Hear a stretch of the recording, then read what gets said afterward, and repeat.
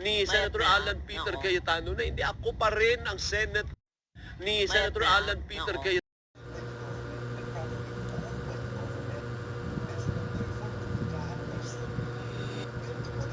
At isang pinuno na siya ang gagabay doon sa iba't ibang grupo ng middle forces. Kailangan natin bantayan ang ating demokrasya dahil sa mga susunod na buwan. Si Shendri Ikalawa, itong samahan, may tinayong samahan, Risa Movement, malamang for President sa 2028. Itatapat kay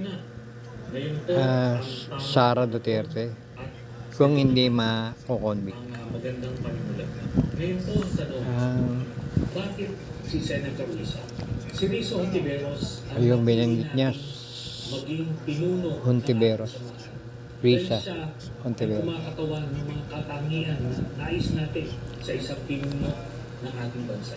Bukod sa kanyang mga qualifications na alam na natin, Ang alam ko, excel sa kanyang ang hirap banggain ng Duterte, isang Risa. Anyway, malakas na yan si Risa kasi marami kasi yung supporter. Ang naniniwala ko halos lahat ng mga aktivista. mga manggagawa, mga kababaihan, ang LGBT community. Mga aktivista rin naman yung sumuporta kay Duterte noon. Baka lumipat na kay Tapos nakita rin natin kay Senador Risa Hontiveros. na tumindig laban sa mga kapangyarihan. Maraming yan, labor, yan, malamang yan, Risa yan. Pinaglalaban niya ang Aktivista, Risa. Mga party list na mga si Risa Hontiveros. tawag dyan, Sa tanong naman, na kung winnable yung mga kaliwang partido, party list, kandidato sa pagkapangulo o mga labor, mga party list, mga ganyan. sa inyo, Yan ang boboto kay sagot yan, Senator Risa.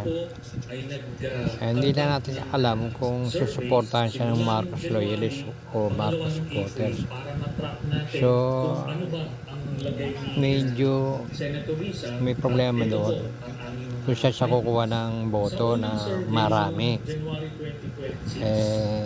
Sigurado yan, yung Iglesia ni Cristo kay Sara yan. Tapos nung nagkandak muli kami ng Pero malamang ang Katoliko kay Risa yan kasi doon sila sa tama, 2.5%. hindi sila kakampi sa mali.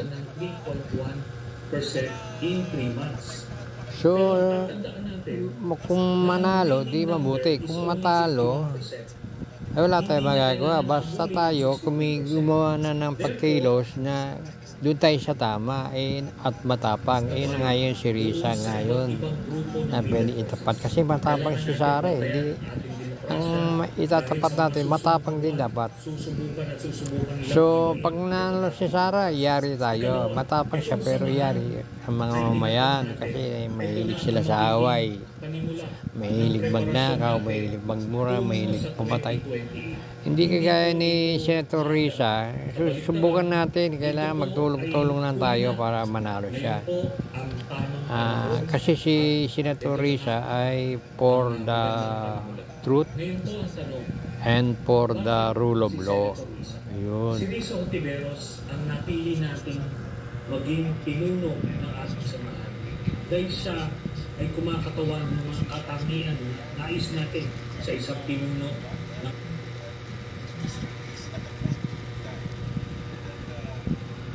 gabay doon sa iba't ibang grupo